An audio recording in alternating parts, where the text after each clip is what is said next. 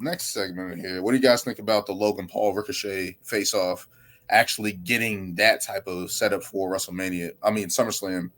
Hopefully we get that. What do you guys think about that kind of building a little bit of these guys just saying we're going to go after each other? You cost me the money in the bank, and I think you're a prick. Basically playing on that. But this is two of the best athletes right now in wrestling right now, athletically at least. No, don't you dare say that. Why you hate Omos? I'm not hating, but to call him the most athletic, I think that's over. They're shooting pretty high. Is Logan Paul a better athlete than Chad Gable? No. Okay. Is that the benchmark? Is Chad Gable like the benchmark? No, I'm just saying, we're talking about athletes. Hey, he's half his size, and that man goes. He's a freak. He's a freak, legitimately. Maybe it should be Logan Paul versus Chad Gable versus Ricochet. Then you can. I wouldn't be mad at that.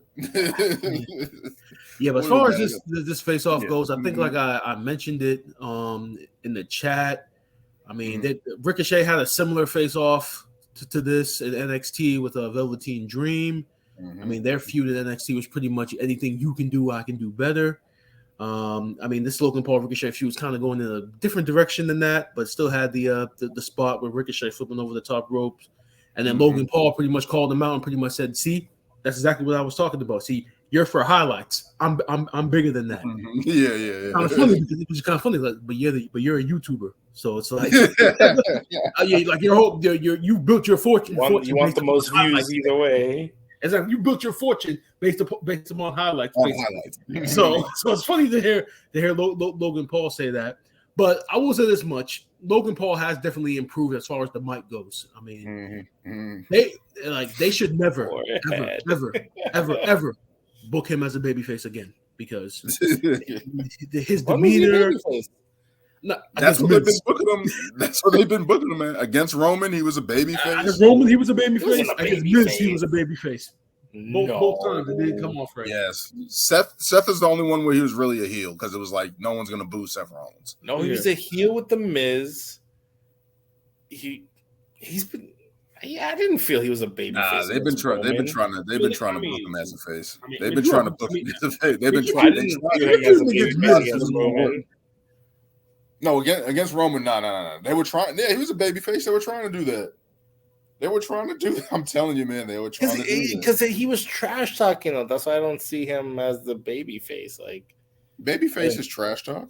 No, I know, but he wasn't coming off as a good guy, like talking shit. Like it was like, oh, like I don't know. I think just because it's him, I'm like he's just naturally, people are just gonna boo him in general. So I feel like he's just naturally just gonna be a heel his entire run.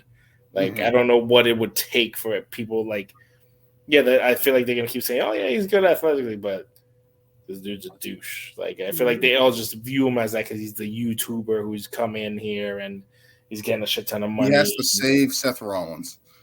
That is how he does.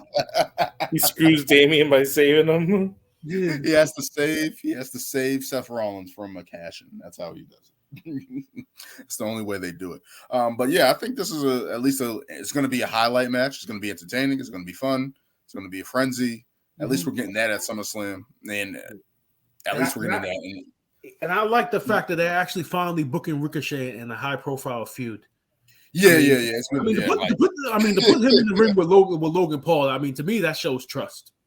Yeah. I mean, you got this big star. And I know when some people look at the feud Logan Paul and Ricochet based upon how Ricochet has been booked for like the last 2 years or so, you would think that like this is a downgrade for Logan Paul, but it's right where he needs to be. Exactly where he needs to be. And Ricochet needs something like this. I've been saying for the longest time since Ricochet debuted at NXT. And the first time I saw him, I was like, this guy's gonna have a future, but I hope he doesn't have a ceiling because of his size and his ability. And it seems like the last 2 years they've been booking him like he has a ceiling. Like the only time you'll see Ricochet get an opportunity is if he's in the Money in the Bank match, and he's only in the Money in the Bank match to be that highlight, to do crazy stunts. And then after that, you kind of have to like handpick a couple of times. Ricochet will get an opportunity. Maybe when I remember when they had him win the that tournament on SmackDown title Cup.